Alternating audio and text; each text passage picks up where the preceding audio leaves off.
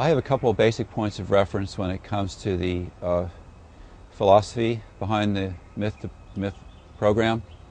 One is Joseph Campbell's notion that mythological images have a power to touch and exhilarate the deepest energies of creation within the psyche itself. And since the psyche, of course, is a manifestation of the natural world, those same energies within nature are also exhilarated, brought to life, brought to expression, and therefore inevitably has a healing impact on the self, on the society, and on the world. My other basic point of reference for thinking about the myth program is a beautiful little essay by T.S. Eliot, a review of Joyce's Ulysses, in which he defines the mythical method and its consequences in modern literature and art. And essentially he says that myth has the power to confer shape and significance upon what looks like anarchy and futility. Shape and significance in a circumstance of anarchy and futility. And Eliot wrote that shortly after the end of the First World War. And so when he talked about anarchy and futility, and when he titled his poem The Wasteland, he had the trenches in mind. And he had the walls of country chapels in mind that were lined with the names of the dead that had decimated the English youth of that generation. So he knew what he was talking about. And we're not in very much of a different situation today with the wars all over the planet and the epidemics and starvation and famine and so forth. So that for Eliot, the search then became essentially for a new myth or an old myth revisioned that would have that power of redeeming the wasteland that comes across strongly in the Arthurian romances of the Grail.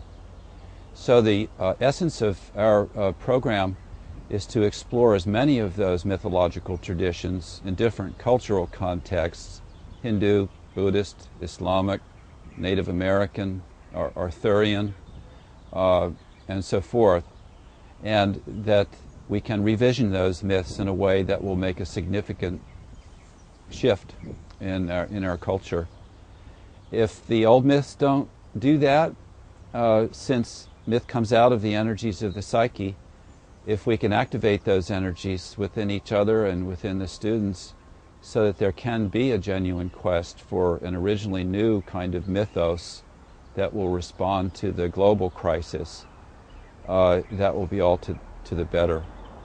So it's a very important program, and it's entirely unique. There isn't another one like it in the United States or, in fact, as far as I know, anywhere in Europe.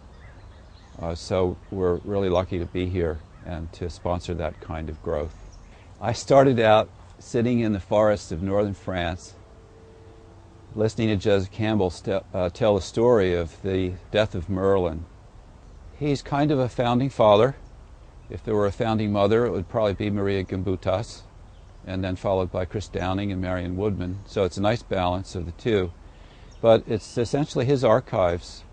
His special collections library is right around the corner here in the Lambert, and his notes, lecture notes, extensive papers are archived at Opus up at Ladera. And without his bringing the energies of studies in mythology to a really wide public, he was a very important academic figure and had a great impact on the scholarship of his day in a variety of fields: religion, art history, literature, psychology. And without that initial impulse, we wouldn't have an interdisciplinary program in the humanities devoted to mythological studies. So he's really at the heart and soul of the whole thing from an academic point of view. But in addition to that, of course, our students come from a wide variety of different interests and backgrounds and reflect his ability to take this material beyond the narrow confines of the dogmatic squabbles within the academic world and make them a living experience for a large audience of people, as he did in The Power of Myth and other series. So we get lawyers and doctors and corporate executives, teachers, artists from all different backgrounds that are attracted by this interdisciplinary aspect of the study of myth. And we wouldn't have it. We wouldn't have that kind of outreach without his work.